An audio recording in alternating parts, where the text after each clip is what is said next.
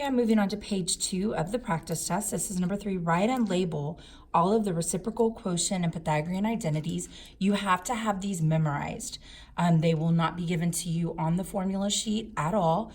You have to have them memorized, okay? So reciprocal, that is in our foldable, we did a tab like this, okay? And excuse me, I wrote them both ways. I'm looking at the answer key right now that I have posted on Schoology from last year. I only listed these, but really you need to know all of these, okay? And so sine, for the reciprocal, we know that sine of the angle is 1 over cosecant of the angle. And then we know that cosine of the angle is 1 over secant. And then we know that tangent is 1 over cotangent. And then it, you can go backwards from there. So you can also say that cosecant, excuse me, is equal to 1 over sine. And then we can say that secant is 1 over cosine. And then we can say that cotangent is 1 over tangent. Okay, so those are the reciprocal identities that you have to know. For the quotient identities, we need to know that tangent is equal to sine over cosine, and we need to know that cotangent is equal to cosine over sine. So for the quotient, I'm going to do this one in purple. We need to know that tangent theta is equal to sine theta over cosine theta. And hopefully you do remember that, because tangent is y over x, and the y coordinate always went with sine, and the x coordinate always went with cosine. And then the other one is really just the reciprocal of that. Cotangent is equal to cosine of theta over sine theta. And then, excuse me, the last set we do are the Pythagorean identities. I'm going to do those in green.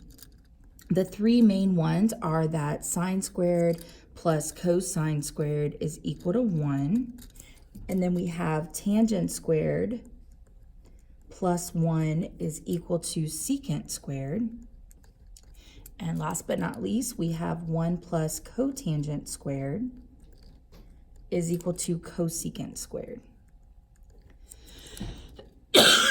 So you just have to have those memorized. Okay, so we're going to be using all the different identities possibly to prove the identity here. I'm going to say don't worry about this one. We're just going to scratch that. You can see in the answer key from last year that we actually, you can see it if you look close enough, we just whited it out. We pretended it wasn't there. You're not going to have anything like that on your test, but you will have some proofs like this. So let's take a look at that and see what we would do. So the first thing I would do is pick a side, okay? Always decide which side am I going to manipulate, which side am I going to leave alone. I am going to leave this alone. I am proving this. I am going to not touch this, okay? So this is what I'm going to say prove it, don't touch it. So it cannot be manipulated, and my, don't touch it. My last step needs to say cotangent squared x, okay? So the first thing I did in the work that I showed is I distributed, excuse me, the cosecant x squared, cosecant x into the parentheses. So this, we have cosecant, basically cosecant x squared, but we kind of put the square in the middle there. And then minus, excuse me, cosecant x times sine x. Okay, doesn't really look like we're getting anywhere. We're kind of more complicated at this point. But hopefully, excuse me, hopefully we do know that these are reciprocals of each other. That sine is 1 over cosecant, and then also the cosecant is 1 over sine. So you could change either one of these, but if I said, I know that cosecant is 1 over sine x, that's going to make something pretty magical happen. So I'm bringing this down, the cosecant squared x, still have a minus sign, excuse me.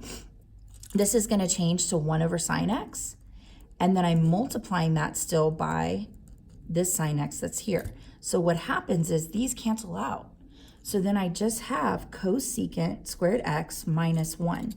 That doesn't look really helpful yet, but if you think back to this trig identity, if you were to rewrite that by bringing the 1 to the other side, you would have cotangent squared theta is equal to cosecant squared theta minus 1, because you're subtracting the 1 to the other side. So that is what we have here. So by this Pythagorean identity, we do have cotangent squared theta. Okay, that is what cotangent squared theta is equal to. So we go down to cotangent squared. And actually it's going to be x in this case because it's x instead of theta. I like to put a little check mark. Yep, got down to what I wanted to prove, and we're good to go on that one.